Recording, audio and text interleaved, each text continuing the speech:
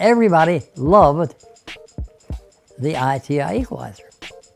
Did not need to be improved, did not need to be changed. It was gorgeous. George and I had talked about maybe being able to improve the amplifier as a long-term project. Okay, fine. I was just interested in comparing the input waveforms and some of the output waveforms just to see what it looked like. You know, curiosity. You've got more than just trying to make it faster. You've also got to make it good and quiet. And you've also got to make it so it doesn't have input distortion. George has already moved to France, moved back from France, and is now building an enormous studio complex in Los Angeles called The Complex. And we communicate back and forth, but before the internet, using the telephones is pretty much verbal, or mailing stuff overnight. And what they were doing is he and some buddies would take the prototype we had designed, they'd put it together there, and they'd carry it over to the mastering lab, home of Sheffield Direct-to-Disc, and they listened to it there.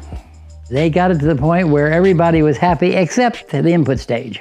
Number one, it has a relatively high impedance, so it won't load down things that come before it.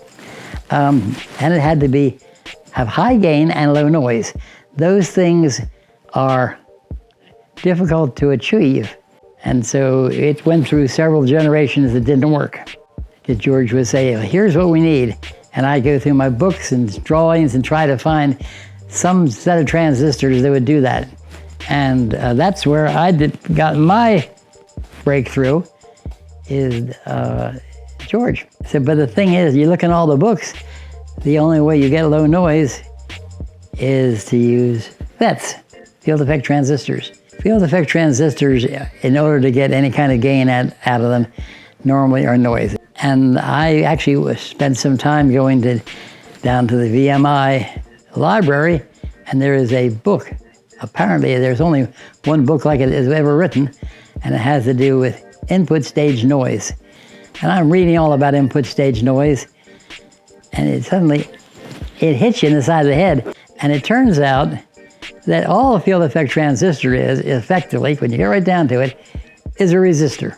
FETs were the original transistor developed in Bell Telephone Laboratories, but nobody could figure out what to do with them. So I proposed to George that we do away with our whole first stage, and we put in place of it a pair of matched field effect transistors.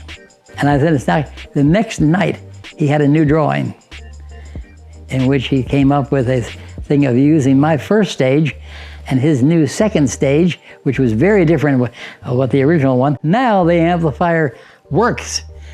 It has low noise, it has high input impedance. It is basically exactly what we're looking for.